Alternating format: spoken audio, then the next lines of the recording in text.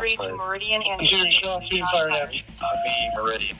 If there's still active shooting, we'll take the Bearcat, head that way. 39. Upper Sioux, it's going to be Locust Grove and U-Stick, and they just put out a shot flyer, just so you know, on the route. This is the 1032 podcast, where we interview experts in firearms and training with law enforcement, military, and competitive shooting backgrounds. All right, we're back on the 1032 podcast. We've kind of taken a break, haven't had an episode for a little while, but we're back here, and I got a friend of mine, Ron Shackle. Ron used to work for the agency everybody really loves. They love to hate, I think. Love to hate. The ATF, Alcohol, Tobacco, and Firearms. That's right. And I know Ron through, I guess we met through the profession of me being in law enforcement and yourself. And, it's funny listening to guys talk about the ATF. And it's just kind of like one big blanket statement. You all get kind of stuck under that blanket. Anti-gun, and you're probably one of the most pro-gun guys that I know. That's true. You're a competitive shooter, and you hunt, all that kind of stuff. You know, I was on a federal gang task force back in the day. In our task force, we had 2 ATF agents, and Jimmy and Steve. Rebby. Yep. And good dudes, man. They were also pro-gun guys, and but. You know, the things that I hear from people say, especially on social media, complete opposite from the guys that I know. Guys I worked with, I don't know if it's different parts of the country, but here, all a bunch of good guys. You know, we work together, chasing gang members, setting up, gun buys, and gun buys is in these guys are going out stealing guns, and we were out trying to recover them. Yeah, kind of gang members. So, yep. Gangs, guns, drugs. Yeah. That's pretty much what I did my entire career. Yeah.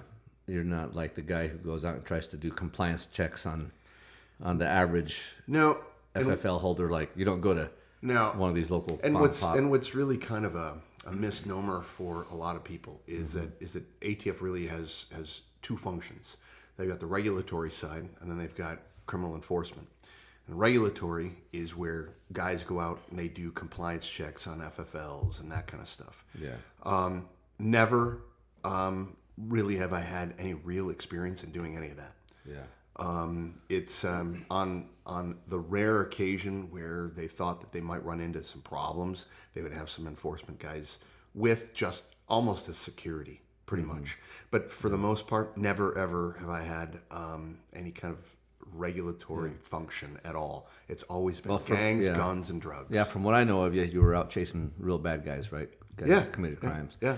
But like I was saying, criminal enterprises. You worked here for quite a while, but I know you're a hunter. You just got back from a bear hunt here in Idaho. Yep. And I know you're a competitive shooter, so I kind of want to cover a little bit of all those aspects. Yeah. Tell the most recent thing. Tell us about that bear hunt. Sounds like it was a pretty interesting bear hunt.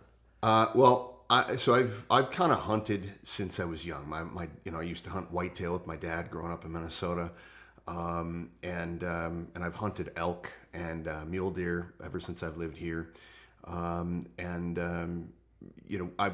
had the opportunity, a friend of mine who has a family ranch up in Hell's Canyon, invited me to go bear hunting. I'd never done it before. And I'm about to leave Idaho for another red state. And I thought I would take the opportunity to do it, even though I'm literally packing stuff up, getting ready to leave. It was a great experience, and I can't thank my buddy Rod enough for inviting me. It was incredible. Did he just say, "Hey, you want to go bear hunting? You ever experienced it?" Yeah. He. There was actually another friend of ours, friend of mine, a retired Dev Group SEAL Team guy, was supposed to go with us. It was supposed to be the 3 of us. Mm-hmm. He got busy in his retirement gig that he's doing. He got busy and had to cancel kind of last minute, kind of like in the last 3 weeks or so prior to the hunt. He had to cancel. So it was just Rod and I, and we go up and.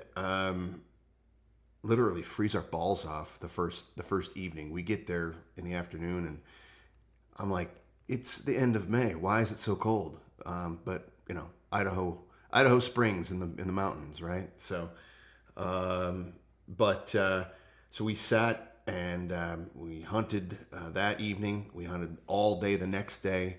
Hunted in the morning the following day, which was our last day, and then in the evening. What again. was the terrain like? Was it pretty rugged or?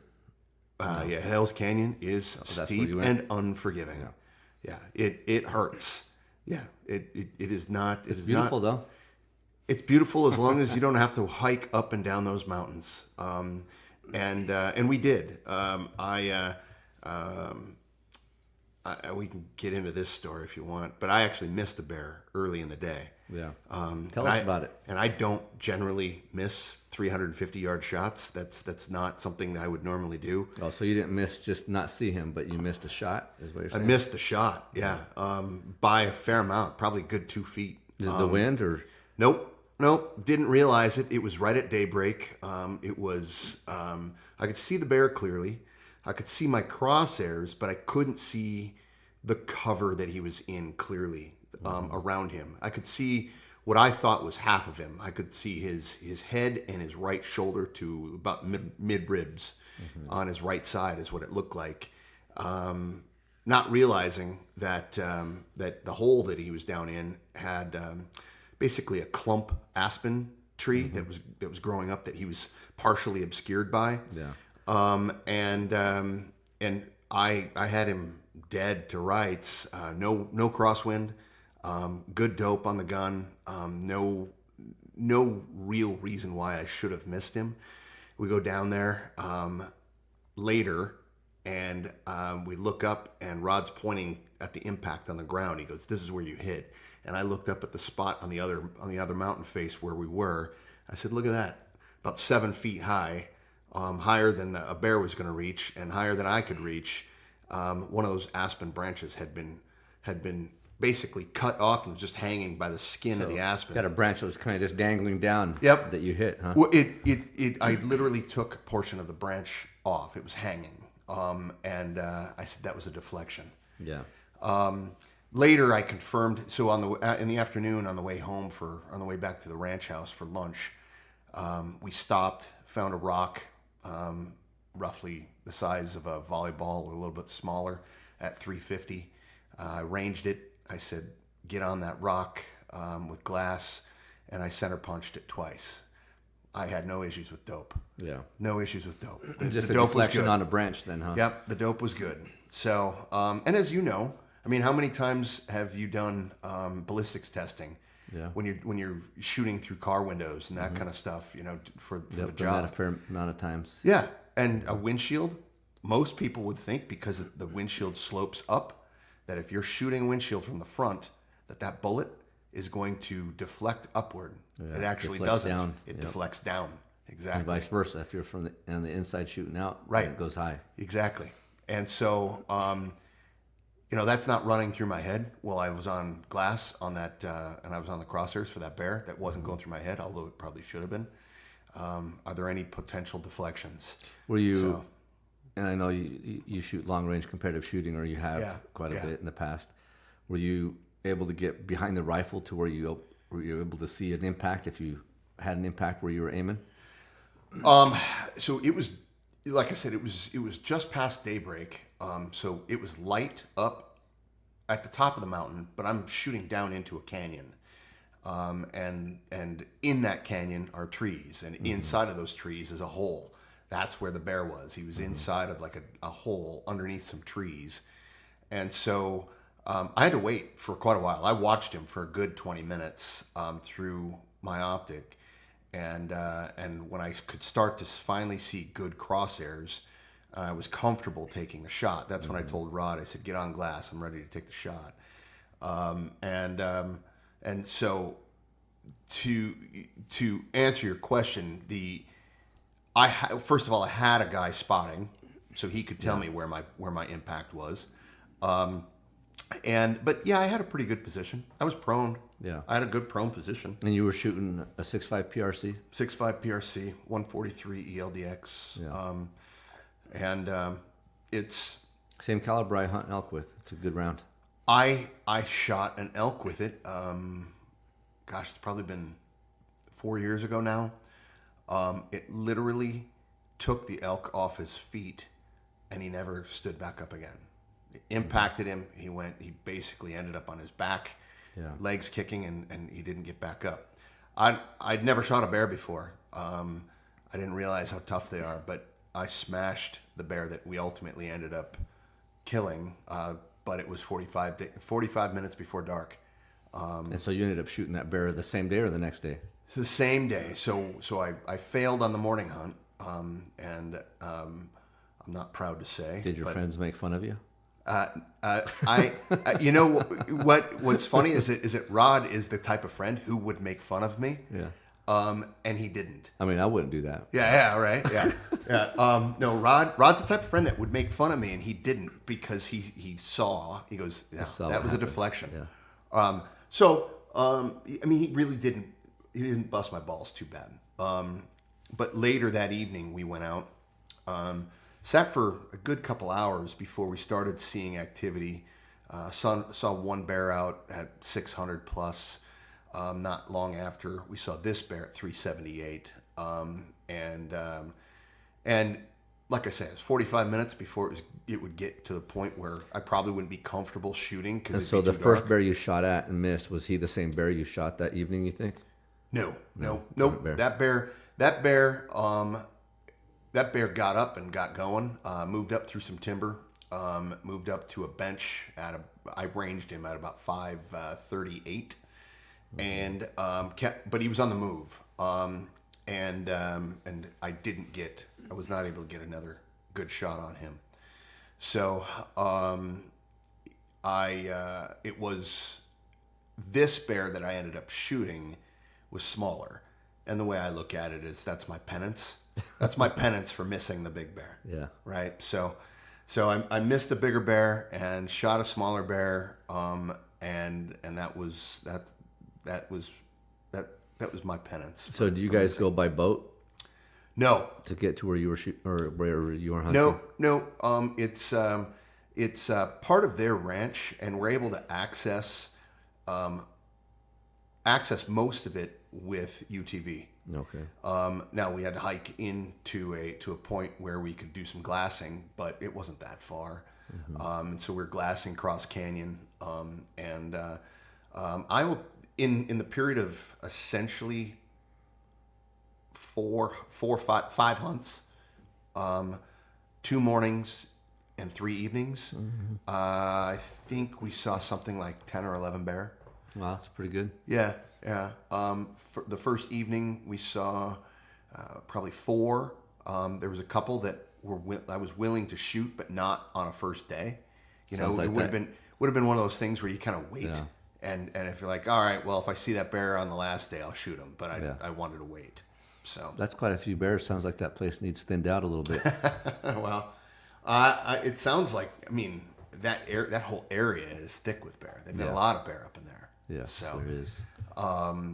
But the bear that I ultimately shot, 45 minutes before dark, 378 yards, moving uphill. I ranged him and got good dope on him. 1.3 mils, perfect. No real crosswinds to deal with of any kind. And his ass end was downhill, his head was uphill, and he was moving uphill. So I essentially had a clear shot at his back. And I put the crosshairs basically at his shoulder blades, and took the shot. He took 2 hard steps right, like he was going to run, piled up, and rolled down the side of the mountain. Nice. Rod was on glass the whole time, and I heard him say, "Good impact, dead bear," and he says, "Let's get over there before it gets dark. See if we can get him out before dark." That may have been a jinx, because I can tell you it was well past dark by the time we found this bear. So you guys were up there till like midnight or something, right? Yeah. By the time we actually got a chance to get the bear to a position where we could actually get a photograph with him, it was a little bit before midnight. Yeah. It was. We went over, crawled up the side of the mountain to where the bear was when I impacted him. we immediately start finding blood trail, and I mean copious blood. As he came down the side of the hill, he'd roll over plants, and the entire plant was dripping in blood.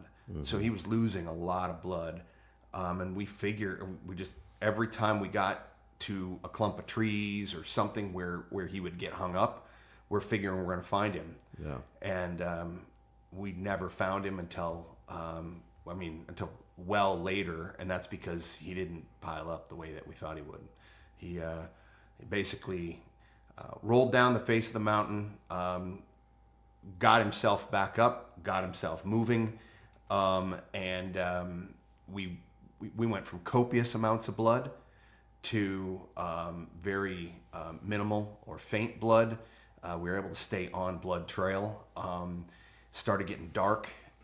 He moved. We could tell that he had moved down a game trail across a creek and up the other side. So he went down all the way to the bottom of the canyon and was moving back up the other mountain face.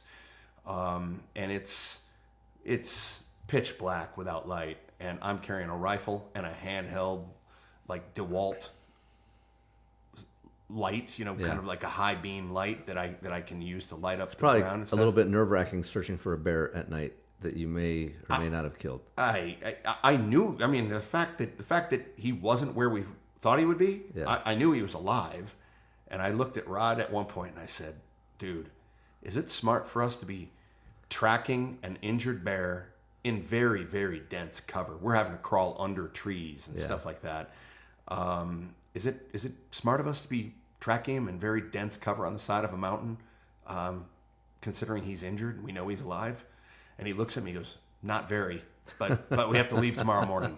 So we ultimately did find him. When we found him, he was probably 10 yards away. Rod was able to illuminate him. He lifted his head and kind of looked at us, but didn't move. My guess is that he was willing. He was at that point. He was just willing to go. He just wanted to be dead. Yeah. Which for me is always the hardest.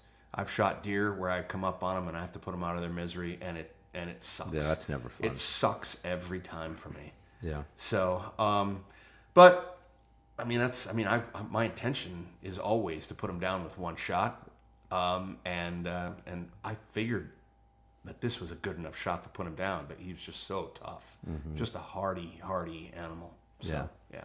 Awesome. Yeah. It's a good story. Yeah. And that was just a few days ago, right? Yeah. I mean, what is it? It's Thursday today. Less than a week ago. Yeah. Less than a week ago is when it was. Still recovering from that hike, huh? Dude, I'm telling you that my legs were cramping up the next day for sure. Yeah. I was still feeling it for sure. Yeah, that whole Riggins, Hell's Canyon area, it's brutal. It is steep shit. Yep. Awesome. Yep, it's painful. And at least in this case, it was fruitful. But so. Well, I'll be going out this weekend, trying to find a bear as well. My son-in-law is going to be up hunting in same general area. Yeah. Yeah, a little bit south of there from where you're going to be. But so he's heading up Friday, and I'll be heading up Saturday to hopefully help him out. And, and if we see more than one, I may try to tag one out as well. But yeah, I didn't even know that you can buy 2 tags. For bear. I didn't realize that. Well, then they have a spring bear hunt and they have a fall bear hunt as well. So yeah. Well, I've already brought the hide to taxidermist. I'm just having it tanned. I'm gonna do just like a throw. I'm not having it batted or backed as a rug. It's going to be a throw. I can kind of throw it over the couch type of thing, Nice. I want to do the skull in a hydro dip at some point, kind of like a red, white, and blue kind of hydro dip, nice. With the teeth. He's got really nice teeth. I think he's fairly young. He's got really nice teeth. So I think it'll look good, hydro dipped on my desk. That's cool. Yeah. That's nice. Never seen one like that. Yeah. So that's awesome. Well, let's kind of transition over to a little bit about before we get into the law enforcement side. Tell us a little bit about the competitive shooting you used to do back in the day. What type of shooting was it? So prior to the Precision Rifle Series, or PRS, there was a number of competitions that were kind of, I don't want to call it ragtag, but it was Non-sanctioned? It was non-sanctioned, and it was not part of a series. There's always a big one that was the TPRC, the Tactical Precision Rifle Challenge down in Phoenix, Arizona. The TBRC, the Tactical Bolt Rifle Challenge in Northern California.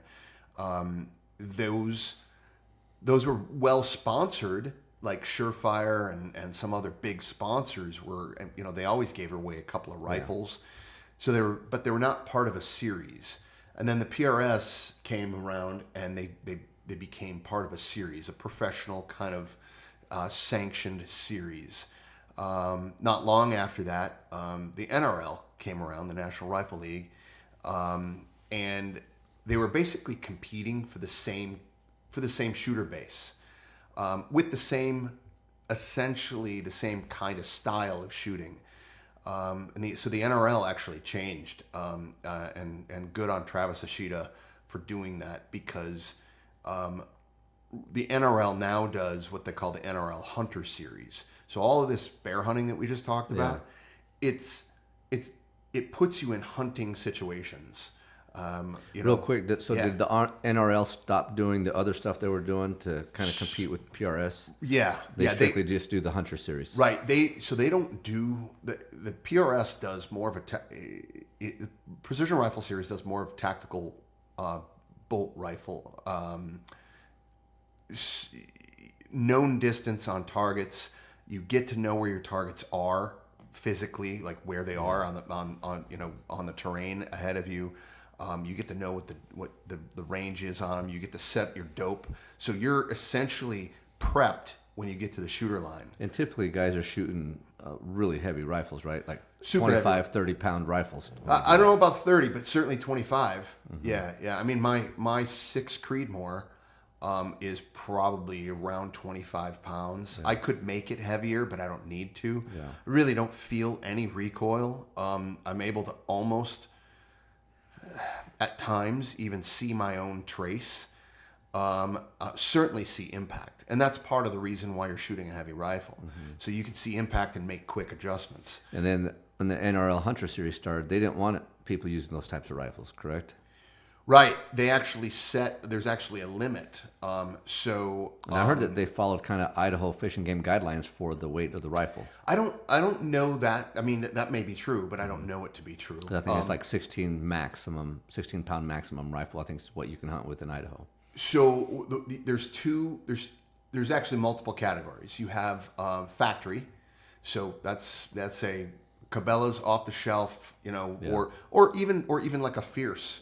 If you purchased Fierce rifle, or maybe even a Gunworks rifle, that's a factory rifle. Now, if I buy a Defiance machine action and I put a proof barrel on it, and I put an MDT or a XLR chassis on it, or some other stock, and I put a Bixen Andy, or I put a Trigger Tech, or Timony trigger, and I basically build a custom gun. Mm-hmm. Now that's no longer factory. That you can't shoot factory class. Mm-hmm. So the factory class is basically off the shelf. Then you've got NRL Light, which is 13 pounds or lighter, and you've got NRL Heavy, which is 16 pounds and lighter. I actually built a rifle that I had intended to shoot in NRL Light, anticipating I would get under 13 pounds. I put an XLR magnesium element chassis on it, really light, a proof carbon fiber barrel. I've got a Defiance machine, Deviant action on it. I've got a fairly heavy optic, though. My optic is US Optics for 25 power, and it's just by sheer weight. It's just a little bit heavier than a lot of some of the other optics out there. I'm at 13.3 ounces fully set up with bipod on it. Mm-hmm. So I'm over my 13. I'm over the NRL Light. Isn't it 12? I thought it was 12 pounds. It's 13. That's 13? Yeah. Okay. Yeah. So under 13. And I just missed it. just so I'm like, God, well, okay. You can find something on there to. Well, I could take the muzzle brake off. That might reduce it enough, but then it kind of defeats the purpose, right? Because now I can't see my. You don't want to do that. Yeah, I'm not gonna be able to stay on target to watch splash when rounds are going down range. Yeah. So, there are. I could put on a different optic, but I'm kind of loyal to U.S. You've Optics. used U.S. Optics for a long time, haven't you? Yeah. I was basically a brand ambassador, sponsored shooter by U.S. Optics for a while. Now, are they That's all I've still got. They still in business? Oh yeah, They are? Yeah, they make really nice optics. As a matter of fact, their TS series, I could actually probably go away. I could go to their TS series, which is more of a consumer brand. It's a little bit more cost effective for a consumer versus what I'm shooting, it would probably reduce my weight enough to get under the 13-pound mark. So, I mean, that might be a thought somewhere down the line. So, but I've been doing that on and off for the better part of, I would say it's probably started somewhere around 2007 or so.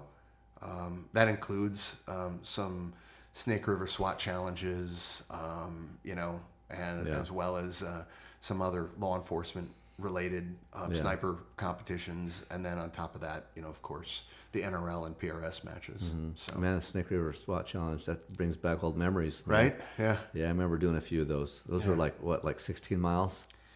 It was a 16-mile course or something like that out in the desert. That one down off of Simcoe Road and then you had to go to the top of that radio tower hill. Okay, I never went to that one. That was a ball buster. Yeah. The ones I did, we were out in the Waihees over near, what was that, Sinker Creek, I think, or something like that. Over in that area. But yeah, those were pretty brutal runs. Yeah. I will tell you on the competition side of things, guys have gotten. I'm not a reloader, and that's a whole nother hobby. I reload, and I do not like it at all. It's a whole other hobby and I actually had a partial sponsorship with Hornady as well, so I was able to get ammo at a pretty reasonable price. Wasn't free, but I got it at a pretty reasonable price. And so it was, and as much as I worked, I didn't have time to reload. Reloading's a time-consuming thing. Oh yeah. And then of course, not only reloading, but you're finding the right loads and seating depths and what works for your rifle. And reloading handgun's one thing that goes quick, but reloading rifle, there's just so many steps to it. All that brass prep. Yeah. Just the brass prep, it just eats up your time. Yep. Yep. And it's like they say, the most precious commodity is time. Yep. Oh hell yeah. Yeah. And I didn't have a lot of it. But I started with a 308 and then transitioned to the 6.5 Creedmoor and then transitioned from there to the 6 Creedmoor on PRS stuff. I still shoot a 6.5 Creedmoor on NRL matches because they've got this power factor that you have to make in order for it, because it needs to be a true hunting rifle, and 108 grain 6 Creedmoor I don't think makes the power factor. And on top of that, I've got a 25-pound rifle. It's not, it's not something you can shoot in the NRL. Yeah. So, lightweight 6.5 Creedmoor for NRL hunters, and the heavyweight 6 Creedmoor for PRS matches. So, yeah. Nice. Yeah, I love the NRL 100 match. In fact, I just went to one a couple weeks ago down in Vernal, Utah.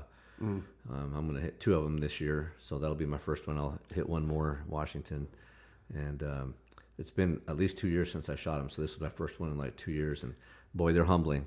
But the hardest part is just locating the targets. You get 4 minutes to find them, range them, and then shoot them. And there's times where you're like, oh, I finally found one. You get behind your rifle, their time. Like, I didn't even get a shot off because I ran out of time because it took me too long to find the targets, because they're out in the sagebrush. They don't paint the targets, and they're from 100 out to 1,000 yards, and they're not that big of targets. So the hardest, there's essentially three different setups that you'll find, right? You have a 1 position, you have a 2 position, and you have a 4 position. And the 1 position is normally prone. It's a really good, solid position to shoot from. The problem that you have is that there's 4 targets, and they could be scattered everywhere. Yeah. They'll put you on. They essentially give you a window, a left and right limit for your first target, so you can find your first target. But then you have to scan from near to far, or essentially from left to right. And the problem is that you could be scanning. If you're scanning from left to right, it could be 100 yards right of your first target, but it could be 500 yards closer than your first target. It could be up close at 125 yards. Yeah. And so you're not just scanning from left to right. You're scanning left to right and near to far. Yeah, you're looking, like say that's 100 yards in front of you, all the way up a mountain that's 45 degrees up sometimes. And you basically are doing that on a 180 degree plane. So it could be, from that first target, it could be a 180 degree plane all the way to your right. Yeah. And you only have 4 minutes to find them. Yeah, 4 minutes sounds like a long time, but it goes by quick. And if you shoot them out of order, you're penalized. Yeah.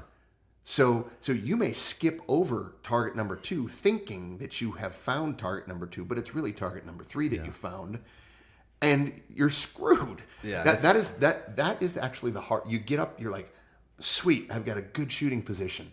Nope, that's actually the hardest one.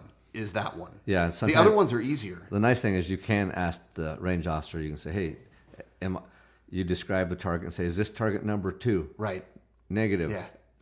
Yeah. And then it's like, okay, I'm skipping target number 2, and then you shoot it because it's number 3. So you can skip it. You'll skip it, but you're losing points. So. Yep. But it's a really fun format.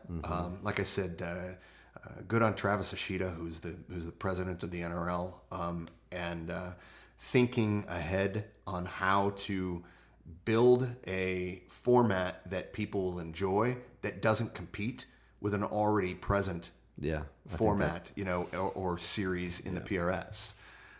So they're both able to survive. And you get crossover. You get guys shooting both, right? So yeah, for sure. And there it is again. Just like I said, you have the guys that'll shoot the PRS matches.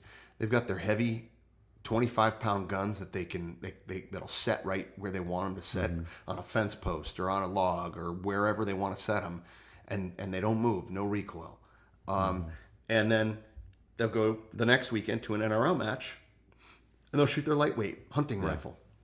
So yeah, I love the NRL series. I think it's a good time. Yep. To me, it really helps me. People are like, oh, do you go there? Do you people want to know how much I invest in this NRL stuff. And it's like, you really? I go, the real reason I like to go is because it really does, to me, translate over to long-range hunting. Right.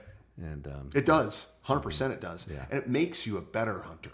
Yeah. It really does. I mean, everything from scanning to looking for game, because that's essentially what you're doing, looking for targets. Yep. Right? Yep. Trying to locate them. Yeah. No, I agree. Well, let's move on to, let's talk a little bit about the ATF stuff that you retired from the ATF how long ago? April of 2021.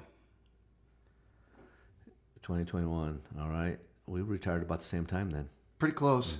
Pretty close. You were a little bit after me, I think. Yeah. Weren't you? Because you wanted to try and work a shift with your one I worked one rotation with your son. Yep. Yeah. Because he was out on he had left the jail and was out on patrol. Yeah. So I did that, and then I think we retired. I retired. I think it was ended up being in, I think March. Okay. Yeah. Yeah. So it was about that time. Yeah. And then, so how'd you get involved with the ATF though? Were you a street cop first? Or, Oh yeah. I did 4 years active duty Navy during Desert Storm. Got out, did 4 years of reserve Army. Went from being a crypto intel guy in the Navy to being an 11 Bravo grunt in the Army. And what's 11 Bravo? 11 Bravo's infantry. Okay. Yeah. So, and part of the reason why I did that is because I went back to school, and in Minnesota, I had my IRR time, inactive ready reserve, so that where they can, if there's a conflict or a war or something like that, they can call you back. Like, well, I might as well just do drilling reserve instead of my IR, just IRR time. Especially in light of the fact that I had gotten married. I had a stepdaughter. I was going back to college to finish my degree. The extra monthly income would help. And while I was enrolled in college, as long as I maintained a decent GPA, I got 75% tuition reimbursement. So on top of my GI Bill, whatever I was paying for college, I was getting 75% tuition reimbursement while I went to college. So, and I say that because I hear a lot of kids nowadays going, well, how do I get the job that you had? How do I do this? How do I do that? And it's a process. You don't just walk into a job out of high school. Any job, really, but especially a job that requires a degree and experience. You just don't walk into a job like that. And so I kind of lay that out there because I went through a process, and I knew what process I needed to go through. I didn't go into the military because I didn't know what I wanted to do. I went in the military because I knew exactly what I wanted to do. I knew that if I had a college degree, I knew that if I had my military experience with a top secret security clearance, and then got my college degree, and then became a police officer, I knew that I would eventually get on with a federal agency. But most people don't go. A lot of people, right? You're high school, whatever, college. You're like, I want to be a cop. I want to be a cop. Most people don't go, I want to be an ATF agent. Right. So how'd that come? So in ninth grade, I wrote a term paper. I was required to write a term paper, and I had to cover 3 job fields that I wanted to do. I've known for a long time. I wanted to be a federal agent, a fighter pilot, or an attorney. Those were my 3 job fields. I had to do interviews on. I had a friend of a friend who introduced me to a fighter pilot that I was able to do an interview with. I had a local friend. I played hockey with his son. He was an attorney. I got to do I did an interview with him, and I did some ride-alongs with the local police department that where was this at? It was Blaine, Minnesota, the northern suburbs of Minneapolis, St. Paul. Is that where you were living? Yeah, that's where I grew up. Okay. I grew up in the northern suburbs of Minneapolis, St. Paul. But when I was in high school, I don't know that you necessarily 100% know what law enforcement does. Yeah. You see them, they exist, but do you really? As a high schooler, as a teenager, do you really? Especially know back then, no, right. There was no internet. There was none of the stuff that you're able to do now. Like watch cops. All that stuff. Yeah. So, but I did some ride-alongs, and I wrote my term paper. I knew that having military experience would help me in a law enforcement career. That's what I did. I did it for a reason. It was calculated. It was not because I didn't know what I wanted to do. Yeah. So, yeah. So you went from a street cop to. So I was in. I did my college degree. Between my junior and senior year, I did an internship with ATF, and back in the day, I was able to actually be in the wire car. I was able to do undercover deals with the agents, even though I was a college student intern. Yeah. They don't let that. They don't let that shit happen anymore. You can't do that anymore. You don't bring people that are not licensed, not carrying weapons, not That's just a no-no at this point. But I finished my degree, made some applications, applied with DEA. ATF was frozen at the time. There was a hiring freeze at the time. Went through a long process with DEA. Went to Chicago a couple of times for an interview, a PT test. Ultimately, I'm going to make a very long story much, much shorter, is they do a background investigation. On my background, I had one employer. I did a FOIA. I did a Freedom of Information Act to get my background investigation to find out why I didn't get hired. They interviewed 28 people as part of my background investigation. Everybody gave me glowing reviews, except for one previous employer. And that's because I quit his job, and I said, hey, I'm putting in my notice. And I said, here's my 2-week notice. And they said, well, you're required to give a month's notice. I said, well, I can't give you a month's notice. I can give you 2 weeks. They said, well, we're going to reduce you to minimum wage then. I said, okay, do what you got to do. Mm-hmm. And I worked for minimum wage for 2 more weeks before I took my next position, because the next job that I had was going to be more conducive to me finding a career in law enforcement, because they would work with my schedule more. Mm-hmm. This guy was a company called Central Minnesota Delivery. John Fletcher. Well, nowadays people don't piece of shit. Nowadays people just walk out of work that day and then yeah. Well, I mean, I there was multiple days. Like I worked leading up to Christmas. I worked overtime because it was a delivery service.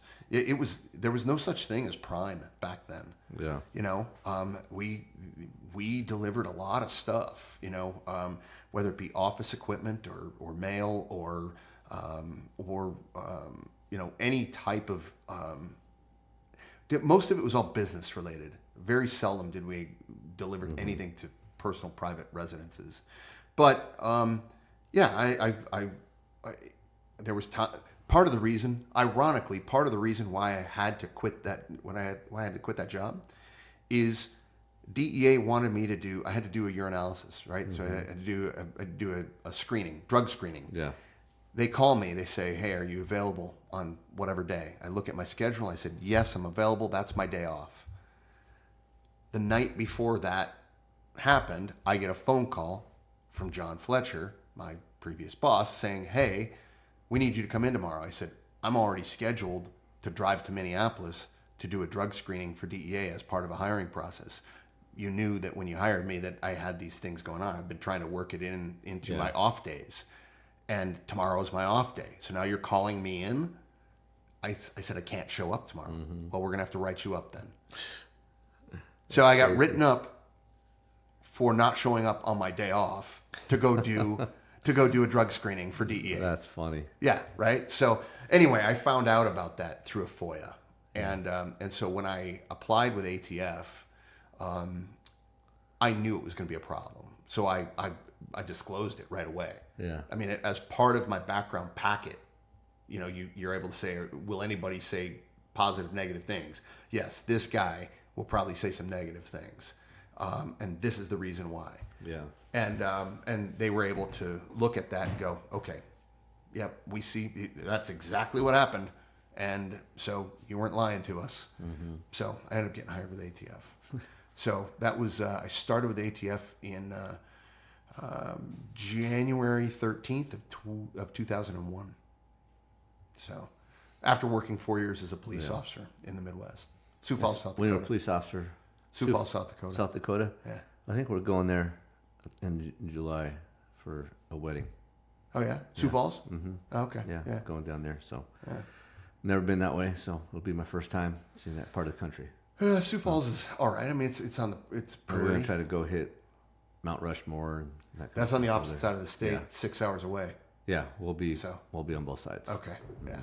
It's kind of a long story, but yeah, we'll be there. If you're not flying and you're driving, that's easier. We're flying, and then we got to drive 5 hours. It's just okay. Well, that's awesome. Yeah. But anyway, so tell us a little bit more about the ATF. So you get hired on. I do. You go to an academy, and then when you graduate from an academy, do they put you right in as an agent as soon as you graduate and you're investigating crimes? Or so yeah, more or less, yeah. I mean, they hand you kind of shitty little cases, you know, initially. You're on basically an FTO type status. Mm-hmm. You're writing reports. The FTO is in field training officer. Yeah, correct. Yeah, and so yeah, I finished the academy, 13 weeks of criminal investigator school, and then another 13, 14 weeks of ATF basic academy, which does everything from, legal process, laws that we are responsible for enforcing, and tactics. 2 weeks of nothing but entries and tactics and I mean, kind of really the gamut. We did 2 straight weeks of defensive tactics, fighting, ground escape, ground avoidance, that kind of stuff. So, but yeah, I come to Boise. Boise's been the base of operation for me for my entire career. I've been all over the country working, but it's always been my base of operation. I've never had to move. Yeah. That's because I didn't promote. So when you get a case, how does that case usually come to you? Does that usually comes from on a local level, doesn't it? Typically? Yeah, I would say usually it is through your relationships with state and locals that it comes to. So, now, there are times where you do proactive investigations that normally comes to you through an informant of some sort. But either way, no matter how it comes to you, you're almost always working with state and locals. Sure. The ATF is the blue-collar federal agency of federal agencies. We are the ones that work with state and locals the most. As much as FBI might want you to think that they do, they don't. Well, especially in an area like Boise, right? Your offices, federal offices, are not very big. FBI or ATF or even marshals or whoever, you almost rely on having, if you want more manpower, you got to go to a local agency. Yeah, at our max staffing, the most I ever saw was I think we had 8 agents and a supervisor, so a total of 9. Yeah. That was our max at one point. I know there. Yeah, if you're going to set up a buy of some sort, you need more people than that. Yeah. And then 2 or 3 of those people are not even going to be available, right? So, yeah. So that's why you see a lot of federal task forces, like the gang task force that I was on is a federal task force, and we got guys basically from each local agency, sheriff's department, city police in the valley, and then we had FBI, ATF, as part of our task force. Yeah, it's force multipliers is really what it boils down to. I worked with for 11 and a half, almost 12 years. I worked with Bandit, so the local narcotics task force, and also worked with their gang unit. But I essentially was a force multiplier for them. I gave them another body, and for me, it was kind of they scratched my back, I scratched their back type of thing. I helped them on drug cases. And ultimately, when you do drug investigations, you end up finding some felon who's dealing drugs that is also carrying a gun. Well, that was the bread and butter for me. That's what I did all the time. It was or same thing, working on gangs. Doing gang investigations where you might have whether they be Norteño or Serrano Hispanic gangs, motorcycle gangs, what have you. You're dealing with people that are doing other crimes, doing extortions, home invasions, those types of things. It is nothing for criminals to do a home invasion on another set of criminals to steal their drugs. That's kind of a typical thing. If you're a drug dealer, the reason why a lot of drug dealers carry guns is because they know they're potentially going to get robbed. And a lot of times that's true. They do get robbed. So let's say that, you get a case either because of an informant or some local sheriff's deputy calls you and says, hey, we made a traffic stop and this guy has some illegal guns or some stolen guns, and the guy's a felon, and it's some kind of possibly turned into a federal case. They call you up, and how do you guys take it from there? Yeah. I mean, generally speaking, the first thing I want to do is I want to get an NCIC criminal history run on the guy. I want to see what his crimes are. I want to see what state those crimes have been, because every state has a different restoration of rights. You're doing a criminal history check, basically. On this Yeah, guy. yeah, doing a criminal history, and because somebody has a felony conviction, doesn't necessarily mean that they're prohibited. It just means that they're possibly prohibited. It depends on which jurisdiction they were convicted in, and what the restoration of rights are in that jurisdiction. So if they were convicted in Portland for a whatever, like a Class B felony, I'm kind of speaking out my ass here because I don't know what all the levels of crimes are in Oregon because I didn't work there. Yeah. But a Class B felony, which has an automatic restoration of rights after 5 years of disposition of sentence, well, then they get a 2-year sentence, and then 5 years later they get automatic restoration of rights. So if their conviction date is on January 1st of 2010, then January 1st of 2017, at the end of the disposition of sentence, and then 5 years afterwards, that's 7 total years, they get automatic restoration of rights. And they don't even have to petition for it. And so you have to understand what their crimes were to determine whether or not they're prohibited. So there are times that I might get something from a state and local. They'll call me and they go, "Hey, I got this guy, and this is what the scenario is." I go, "Well, I need to know what their criminal history is. I need to know where their criminal history is, and I need to know what their sentence is.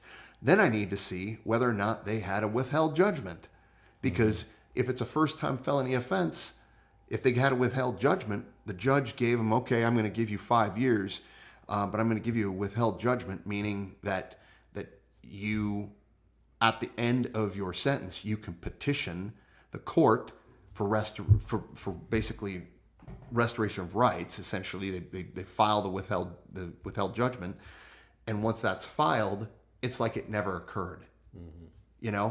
And so anyway, that's what I need to know first. But generally, yeah, they come in through state and local contacts that I've made over the years. Working in an area for as long as I did, I knew a lot of the cops and I knew a lot of the detectives, and pretty much in every agency. So what was a typical day like, as far as if you had a day like that was some type of investigation? What was a typical day here? Well, it kind of depends on what phase of my career you're talking about, because during the time frame where I was working with Bandit, I was working their shifts. I'd come in at 1 and we'd be done at 11, but we were never done at 11. It was always 1 or 2 in the morning. And Bandit was like the Boise area gang or narcotics task force. Yeah. And so our operational tempo was pretty high. We weren't necessarily doing a dope deal, like a hand-to-hand dope deal, every single day. But I would say every single day we were averaging anywhere from 2 to 3 operations per day, where we had a target that we'd have to do surveillance on. We'd have an arrest warrant on somebody that we would set up and do surveillance on, and then we would wait until they got in the car and they'd get out of the car at some stop and rob, gas station, where we would take them off and end up searching the car, and then maybe follow that up with a search warrant. So for 11 years, basically Tuesday through Friday, I was working from 1 p.m. to 11 p.m. or later, to the early morning hours.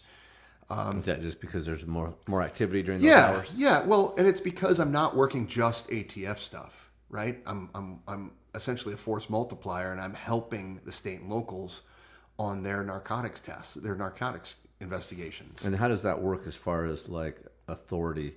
Like, you don't see FBI or ATF agents going out and making traffic stops themselves without a local guy with them. Yes. Yeah. And depending on what state you're in, Idaho, we did not have peace officer authority. So we could intervene in any felony that was observed, state or federal. But we could not make traffic stops unless it was a clear present danger to the public. Like if somebody was like Almost reckless driving. That sounds like a movie or something. Yeah, right. If somebody was reckless driving where there was a potential for them to injure somebody, we essentially had the authority to detain, but then we had to contact state and locals to come, and it was essentially a citizen's arrest, essentially, is what it would become. Yeah. Now, if that was a felony offense, it would be a little bit different story. But so that's another reason for the collaboration between federal and locals, right? Yeah.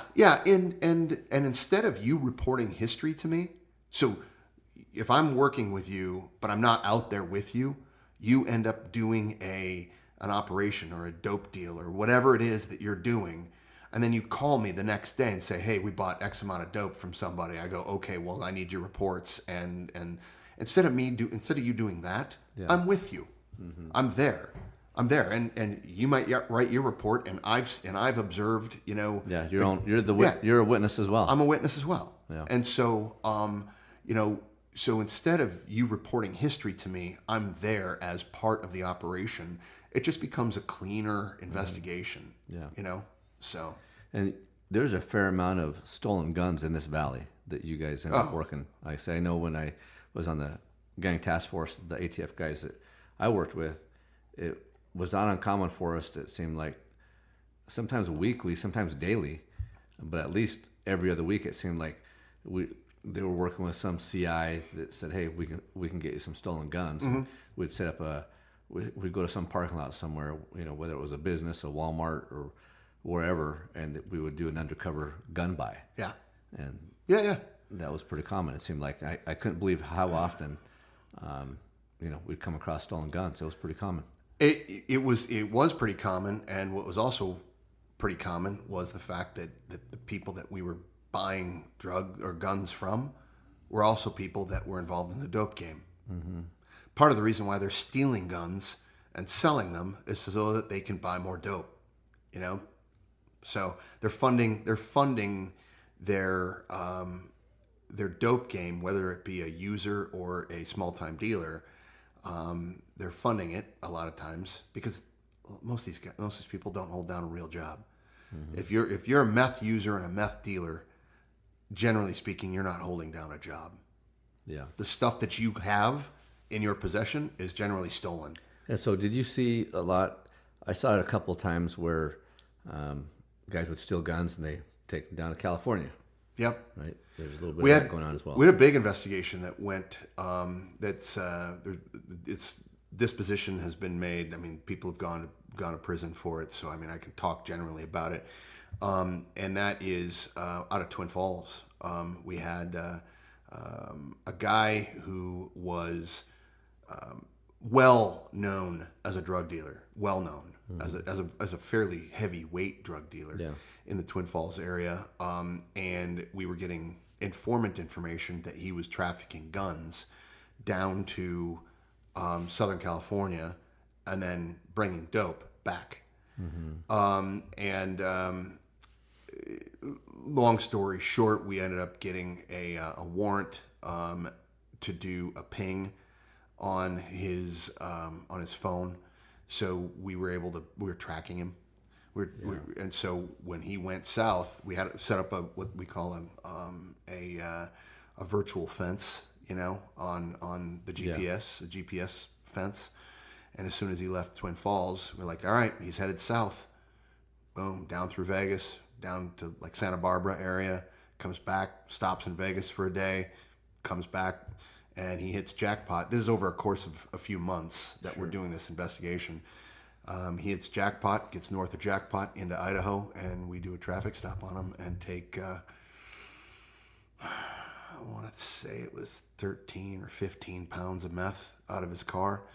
No guns, but when we followed that up with search warrants, we had multiple search warrants on his house, his shop, and I want to say there was 2 or 3 other locations that we did search warrants on, maybe a total of 4. Mm-hmm. And you're right, we found a crap ton of stolen guns in his possession. A lot. Yeah. It was like 250 stolen guns in his possession, linked to like four or five different residential burglaries. In the valley here, or in Idaho? in Magic Valley. Magic Valley, yeah, in the Magic Valley. And so some of those guns. So there was one guy who had a bunch of guns stolen. I think over 100 belonged to one guy. Wow. We were able to get him a number of those guns back, but not all of them, because they'd either been traded or sold or trafficked to Southern California, possibly even into Mexico. But those guns that we located, like I said, we found about 250 of them linked to like 4 different residential burglaries. Yeah. That sounds like a pretty big case. One of your bigger ones, or? Yeah, I mean, and if I remember right, yeah, that one we also had gone up on a wiretap on. Mm-hmm. So we were also pulling real-time phone calls and real-time text messaging off of him as well. So we kind of knew where he was headed ahead of time. We even knew what hotel he was going to stay at off the Strip in Vegas. Got a hold of the casino manager and tried to work. We wanted to be able to see if we track some contacts through, because every casino down there is, I mean, if there's one place that you're going to get surveilled with a camera, it's in Vegas. Yeah, there's surveillance all over those casinos. Yeah, exactly. And so it's nothing came of that. I mean, we were able to see him with a couple of other suspects, but we already knew them to be suspects, and those individuals were also arrested. There was a gal and a guy down in Vegas that we knew were involved in the drug trafficking. Had them on dirty calls, had them on some deliveries, and we were able to ultimately charge them and extradite them to Idaho for federal trial as well. Yeah. So, yeah. Well, good. So tell me about, like I say, the stereotype ATF agent, the general public. I'm sure you've heard it going to your competitions, in the gun industry. You hear it, when you're there, not as an ATF agent, but when you're there just as a regular citizen. Right. What's the difference between like what you do and, like you said, the guys are out there regulating what people think, or hey, we're out there, right? So against the Second Amendment. So you've got. I look at it as kind of 3 different things, right? So you've got the regulatory guys, the guys that go out and do inspections on FFLs. I will tell you, if you talk to any major FFL, they like the guy that comes out there. Because they're normally pretty helpful. They try and help them keep they're not looking to jam them up. What they're doing is they're trying to help them keep their books clean, telling them where to fix problems, that kind of stuff. Yeah. Most major FFLs actually like the inspector. I call them inspectors. They like to be called investigators, but I think that they're inspectors. That's basically what they do. Yeah. Then you've got the criminal enforcement guys, the guys like myself that are doing undercover buys of grenades, rocket launchers, for God's sakes. I mean, that has happened. And drugs, and stolen guns, and buying from drug dealers, and buying from gang members, and dealing with violent offenders. That's who we deal with. That's that's like 90%. Yeah, because most people, right, they think that they're just out there trying to take away your Second Amendment rights. Right. And I can tell you that of all of the ATF agents that I know, every one of them are Second Amendment advocates. Every one of them are. A lot of them are competitive shooters. Vast majority of them are hunters.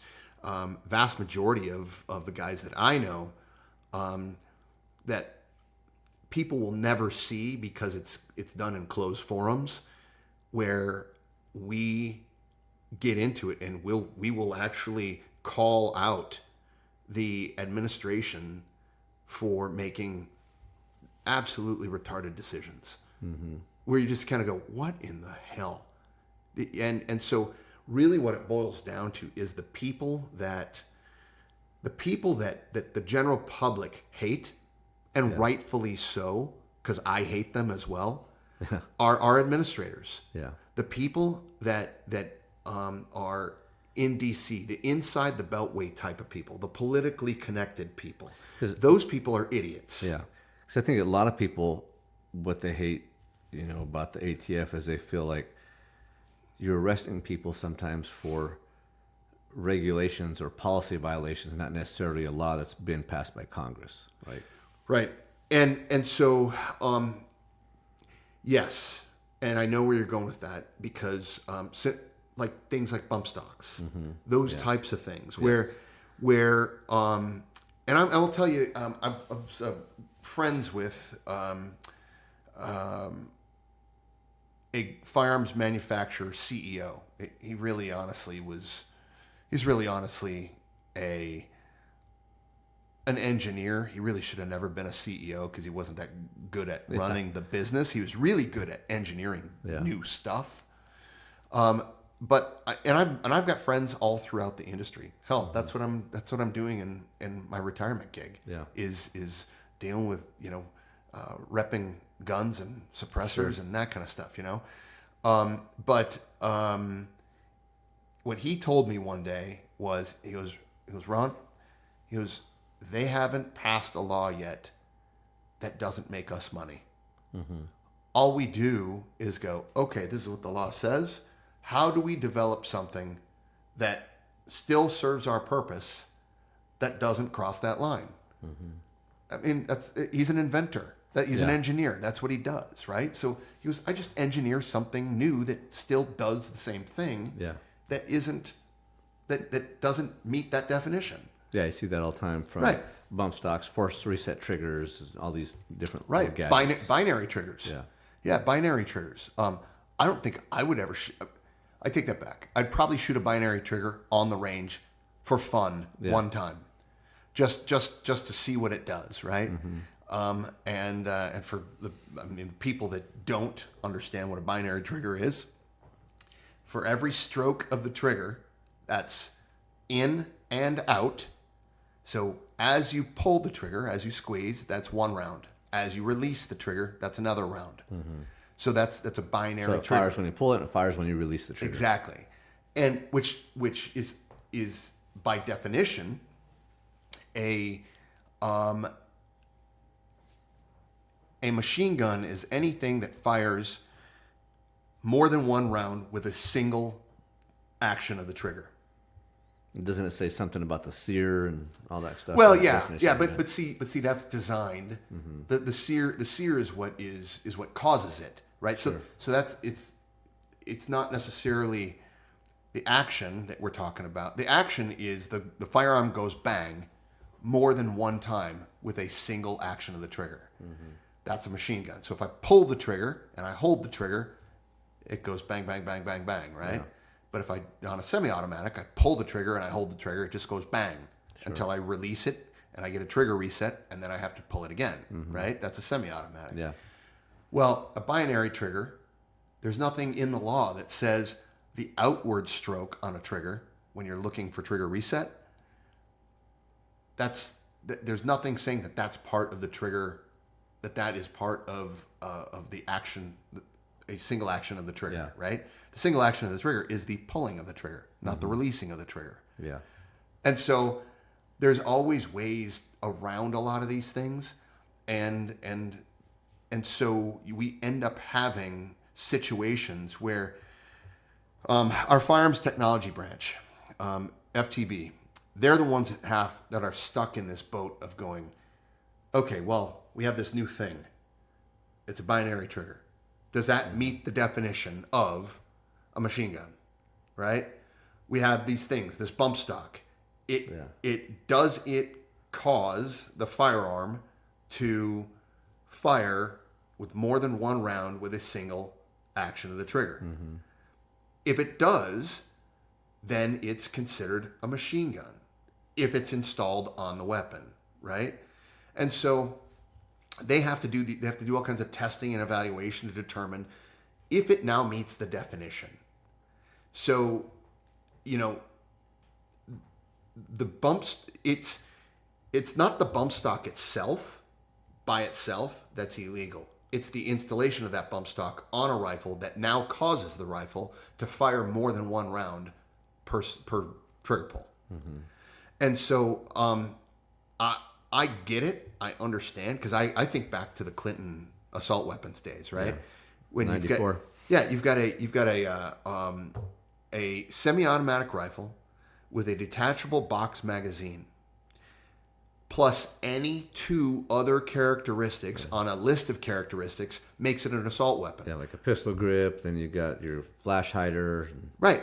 Yeah, bayonet lug, vertical foregrip, all of those things, right? And so any two items now causes that to be an assault weapon, which I think is a huge pile of shit. Yeah. I mean, what lawmakers decided this? Obviously, ones that know nothing about firearms. But that was also a bill that was actually passed, right? It was called the crime bill, right? Yes. Yeah. But what about a lot of things like, other things that you say, oh, it's not a law, but it's just a regulation, or are people getting arrested? Do people get arrested for something that is not a law, but it was just ATF decided it's a regulation that somebody violated a policy, basically? Right, and that's where I bring up the bump stock thing. Is the bump stock thing is because they're not illegal now, right? But that's because they've done a bunch of testing and evaluation on it, and it does not by itself cause the firearm to fire more than one round with a single action of the trigger. Yeah. And so, but they still had to. So when you have these things that are invented, the bump stock, the bump stock was not around when the NFA, National Firearms Act in 1934 was passed, right? And so they look at the law and they say, okay, the law says this. All right, now that we've had these new inventions,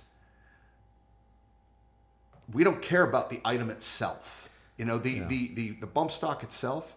If you possess that, it doesn't no harm, no foul. Once you install it on the firearm, if it did, which it doesn't because it's not illegal, right? But if it did, now does the firearm match the description of a machine gun? And if it does, then it needs to be treated as a machine gun under the NFA Title 26. And so they're kind of stuck in between a rock and a hard place, because all of these new inventions, like I said, I've got a buddy who's a guy who develops this stuff, and he says we just keep designing new stuff. Yeah, they try to get around stuff. Yeah, absolutely. But there's like, I think it was like a Chevron case or whatever they talked about, where basically lawmakers have said, hey, you're the regulating agency. We're going to let you interpret these things. And so that's kind of where it went. But then like a year or two ago, there was a case where they were trying to regulate, I believe, some fishing vessels. And whatever regulatory commission was over that said, hey, you have to have an agent, on your ship at all times, every time you guys are out. And they were told, and you also have to pay for his wages. Well, they're like, well, that's not fair. Why do we have to pay for his wages?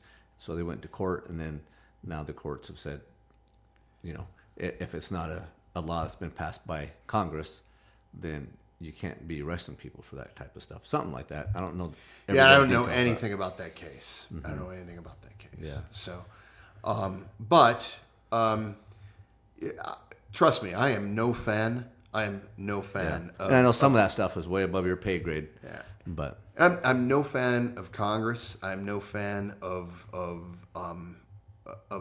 the individuals who want to shoot their mouth off about firearms regulation, because not one of them knows what the hell they're talking about. You take the David Hoggs of the world, who knows literally less than nothing about firearms, and wants to talk about firearms regulations because he somehow thinks that it's going to reduce crime. It's not.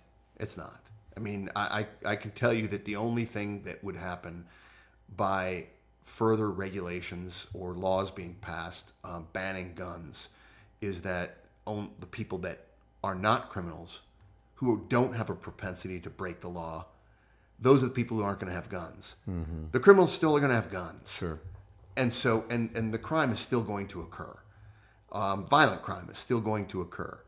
They talk about these mass shootings that occur, and they want universal background checks. Okay.